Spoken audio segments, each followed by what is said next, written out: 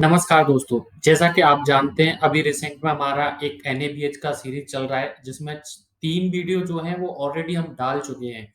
3 video जिसमें से 2 video basics of NABH के बारे में था। तीसरा वीडियो जो था वो टोटल नंबर ऑफ चैप्टर के बारे में था कि total number of chapter NABH में कितने हैं और उनका शॉर्ट एंड फुल फॉर्म क्या है। अगर आपने वो वीडियो नहीं देखे तो उनका जो लिंक है वो मैं आपको नीचे डिस्क्रिप्शन में दे दूँगा, वहाँ से आप सीधे देख सकते हैं।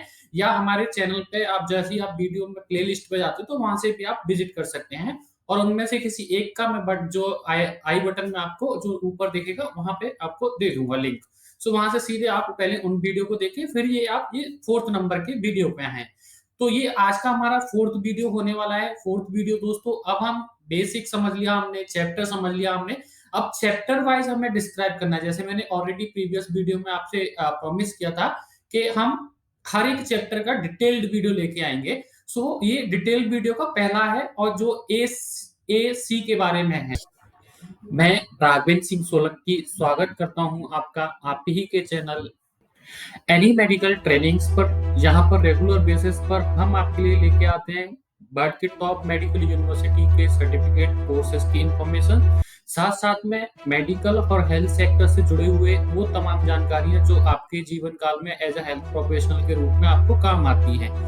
उसके बाद में अगर मैं बात करूं तो दोस्तों हम कुछ नॉन मेडिकल सर्टिफिकेट की डिटेल भी आपके साथ में शेयर करते हैं, जैसे कि हमारा अभी माई गवर्नमेंट का एक बहुत अच्छा सीरीज चलता है कि उसमें जो भी व्यक्ति सिविल सर्विसेज की तैयारी करना चाहते हैं तो उनको इसमें पार्टिसिपेट करके वो भी वो सर्टिफिकेट ले सकते हैं और अपना नॉलेज को एनहांस कर सकते हैं। हमारा उद्देश्य सिर्फ एक ही है, शिक्षा कहीं भी, शिक्षा कभी भी के साथ में एनी मेडिकल ट्रेनिंग काम कर रहा है। तो आप भी हमारे मिशन से जुड़िए, हमारे वीडियो को लाइक कीजिए, ज्यादा से ज्यादा लोगों के बीच में शेयर कीजिए और अगर आप हमारे वीडियो को पहली बार देख रहे हैं तो सब्सक्राइब करना ना भूलिएगा। अब बढ़ते हैं आगे,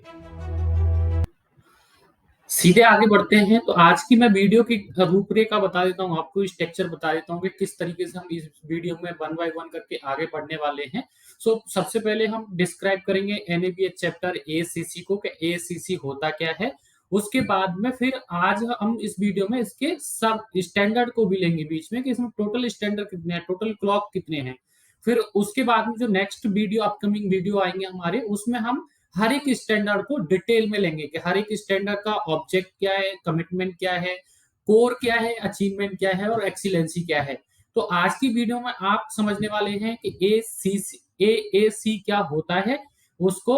दूसरा आप समझेंगे कि इसके टोटल जो स्टैंडर्ड हैं वो कितने हैं, मतलब एनएबीएच चैप्टर नंबर 1 का जो पहला चैप्टर है ए सी, उसके कितने स्टैंडर्ड हैं वो समझेंगे और ए सी होता क्या है वो समझेंगे आप। दोस्तों एनएबीएच चैप्टर नंबर 1 जो है वो ए सी है, access assessment and continuity of care.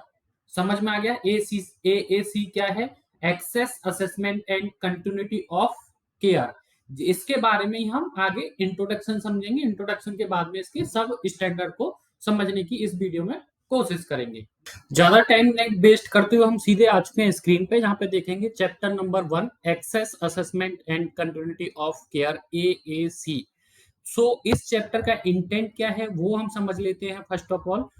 अगर आप देखेंगे कि intent of the chapter already यहाँ पे मेंशन किया हुआ है और इंटेंट ऑफ द चैप्टर क्या है वो भी हम समझने की कोशिश करेंगे।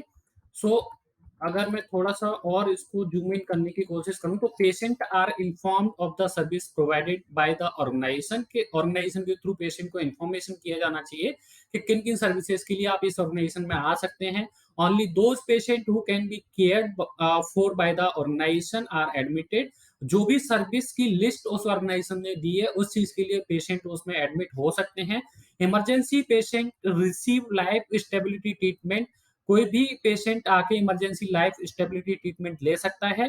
आर देन आइदर एडमिटेड, वो एडमिट भी हो सकता है इफ रिसोर्स आर अवेलेबल, अगर रिसोर्स अवेलेबल हैं तो। और ट्रांसफर्ड भी हो सकता है appropriate to the organisation that has the resources to take care of such patient, उस ऑर्गेनाइजेशन के अंदर जो उस रिसोर्सेज के साथ में उस पेशेंट की डिसीज कंडीशन के साथ में डील कर सकता है। उसके बाद में outpatient who do not match the organisation resources are similarly referred to the organisation that have the required resources. और पेशेंट जिस भी ऑर्गेनाइजेशन में रेफर किया जाएगा वहां पे जो भी अवेलेबल रिसोर्सेस हैं उस डिसीज के अकॉर्डिंग वो होना चाहिए, उस पेशेंट की मेडिकल कंडीशन के अकॉर्डिंग होना चाहिए। Patient that match the organisation resources are admitted using the defined process. जो भी डिफाइंड प्रोसेस है उसके अकॉर्डिंग उस ऑर्गेनाइजेशन के अंदर वो सारे रिसोर्सेस अवेलेबल होना चाहिए। अगर आप इंटेंसिव केयर पेशेंट के साथ में डील करते हो तो सेटअप होना चाहिए। अगर आप पर्टिकुलर रिहेबिलिटेशन के रूप में काम कर रहे हो तो वो रिहेबिलिटेशन के इक्विपमेंट से लेकर के प्रोसेस, मैन पावर, इक्विपमेंट और मैनेजमेंट, फैसिलिटी मैनेजमेंट, वो सारी की सारी डिफाइन प्रोसेस जो है आपकी एसओपी जो है वो आपके पास में होना चाहिए।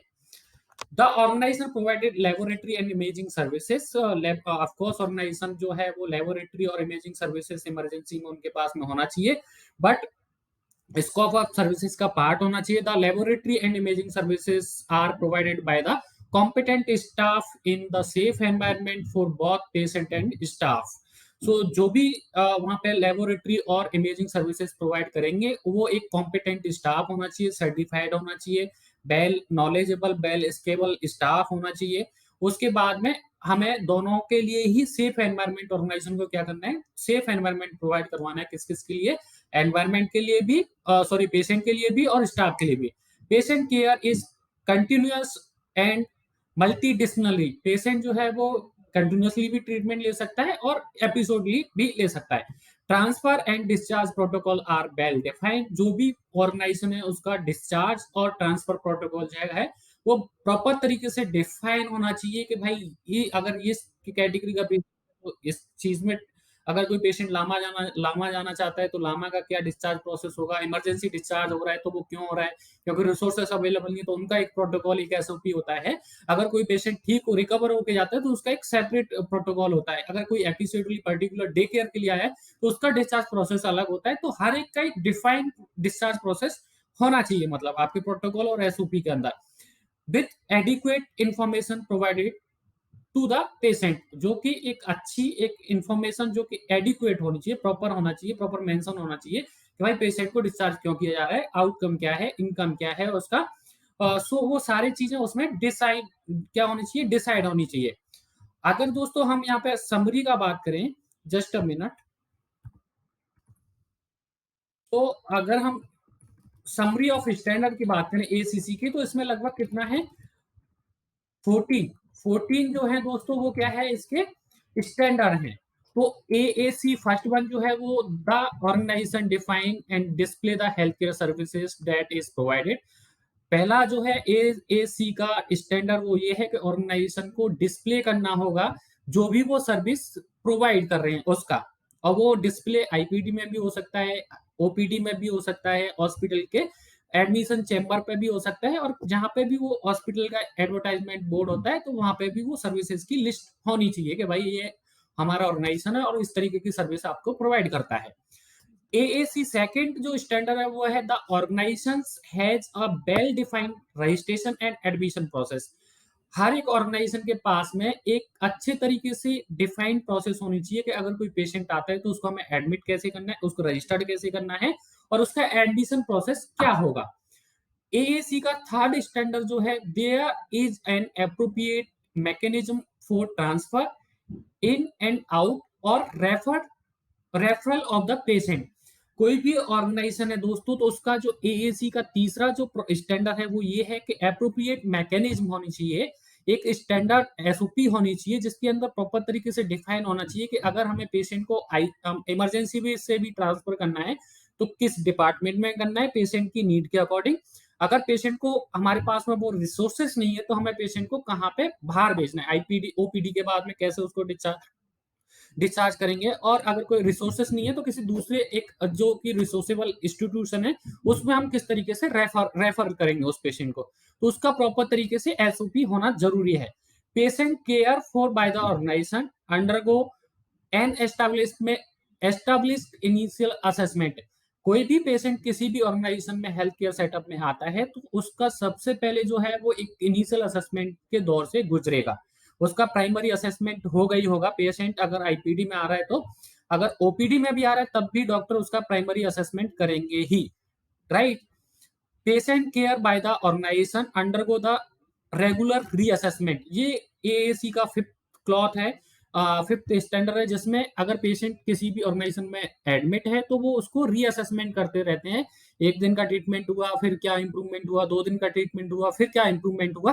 तो इस तरीके से रीअसेसमेंट और री इम्प्लीमेंटेशन, रीवैल्यूएशन और रीप्लान ट्रीटमेंट मॉडिफिकेशन चलता रहना चाहिए जब तक पेशेंट रिकवर नहीं हो जाता है, और जब तक पेशेंट अच्छे से रिकवर नहीं हो जाता या पेशेंट को हम डिस्चार्ज नहीं कर देते हैं तब तक, राइट। एएसी का सिक्स क्लॉज जो है वो laboratory services are provided as per as scope of the services of the organisation. जो भी ऑर्गेनाइजेशन का स्कोप ऑफ सर्विसेज में मेंशन है कि अगर पर्टिकुलर ये डिसीज है तो उसका प्राइमरी ब्लड सैंपलिंग किस तरीके से होगा, किस कैटेगराइजेशन के अकॉर्डिंग होगा, वो प्रॉपर तरीके से डिफाइन होना चाहिए, जो कि एएसी का सिक्स क्लॉथ है।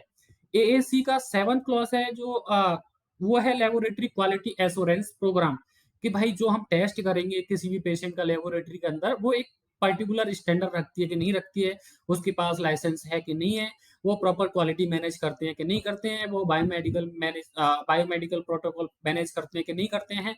तो ये बहुत जरूरी हो जाता है किसी भी ऑर्गेनाइजेशन के लिए। पहला तो लेबोरेटरी का स्कोप ऑफ सर्विसेज होना चाहिए, दूसरा क्वालिटी एश्योरेंस प्रोग्राम होना चाहिए, 8 नंबर पे जो है वो एस्टैब्लिश लेबोरेटरी सेफ्टी प्रोग्राम होना चाहिए कि अगर कोई वहाँ पे इंसिडेंस होता है तो वो किस तरीके से रिएक्ट करेंगे, किस तरीके से उसको मैनेज करेंगे।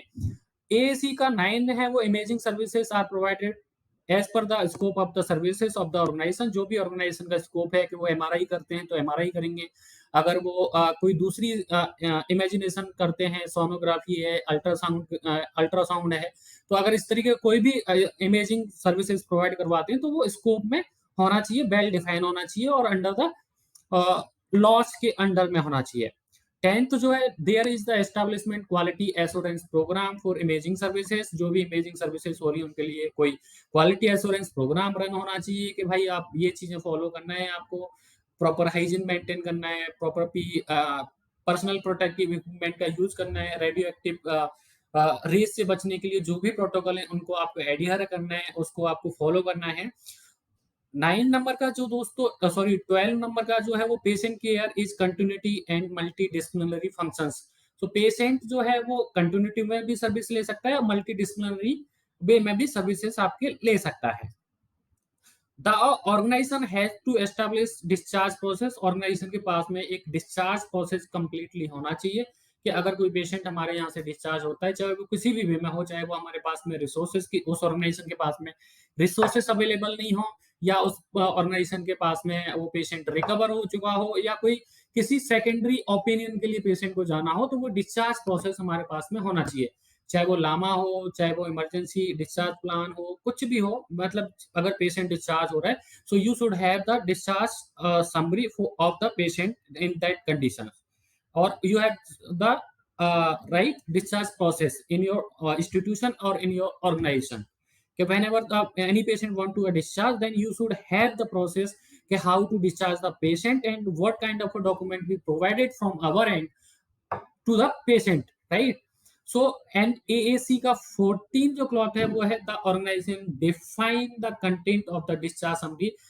जैसे मैंने ऑलरेडी बोला कि we should have the process, we should have the opinion of our organization ke why we discharge the patient, what kind of a need of the patient, what kind of indications for the patient ke, if the patient are discharged then patient follow these indications, if the patient going to the higher treatment for any institution then they follow this kind of a situation. You have to explain each and everything, what is the outcome, what is the process of the treatment, what is the readmission process if any case patient having the any sign and symptom related to the same disease, then when how to he reach out and और किसको reach out करना है उसको, ये सारी चीजें उसमें define होना चाहिए, राइट। तो ये पूरा का पूरा इसके एएसी का हमने इंटेंट समझ लिया, एएसी का हमने समरी समझ लिया, स्टैंडर्ड ऑफ द एएसी का, राइट। आई होप दोस्तों ये वीडियो आपको पूरा समझ में आया होगा, और और आपको ये वीडियो अगर हमारा समझ में आया है कि क्या-क्या चीज़ें होती हैं, किसी भी अगर कोई भी चैप्टर है तो उसका इंटेंट क्या है बिहाइंड ऑफ द, उसके रीजन क्या है कि वो चैप्टर क्यों ऐड ऑन किया गया है, और उस चैप्टर के कितने स्टैंडर्ड हैं, right. Summary of the standard कितना है, ये बहुत जरूरी है। एक बार ये दोनों चीजें क्लियर हो जाती है तो फिर जो नेक्स्ट स्टेप आता है वो हर एक स्टैंडर्ड का क्या महत्व है और उसके बीच में किन किन चीजों को हम फॉलो करते हैं। जैसे मैंने बोला कि ऑलरेडी डिस्चार्ज डिफाइन होना चाहिए, तो वो डिस्चार्ज कैसे डिफाइन होगा, एडमिशन डिफाइन होना चाहिए तो वो एडमिशन कैसे डिफाइन होगा। तो ये सारी की सारी चीजें उस स्टैंडर्ड की अंदर आती है, जिसको हम नेक्स्ट वीडियो में, अपकमिंग वीडियो में समझने की कोशिश करेंगे। अगर दोस्तों आपको हमारा ये वीडियो पसंद आया तो प्लीज लाइक कमेंट शेयर करना ना भूलें, और अगर आप हमारे वीडियो को पहली बार देख रहे हैं तो सब्सक्राइब जरूर कर दें, जो कि फ्री ऑफ कॉस्ट है, इसमें आपका कुछ भी नहीं लगना। साथ साथ में बेल आइकन को हिट करने से ये होगा कि जो भी हमारी अपकमिंग वीडियो आएगी उसकी इन्फॉर्मेशन सबसे पहले आपको लग जाएगी, और आप ये जो इंपॉर्टेंट नॉलेज है जो आप कोई भी नहीं सिखाता और जिसकी वजह से आप हॉस्पिटल जॉब लेने में, क्लिनिक जॉब लेने में या किसी भी मेडिकल इंस्टीट्यूशन की जॉब लेने में सफर करते हैं, आप हमेशा लैक ऑफ नॉलेज की वजह से, वो नॉलेज आपको मिलती रहेगी इसी तरीके से। नमस्कार दोस्तों।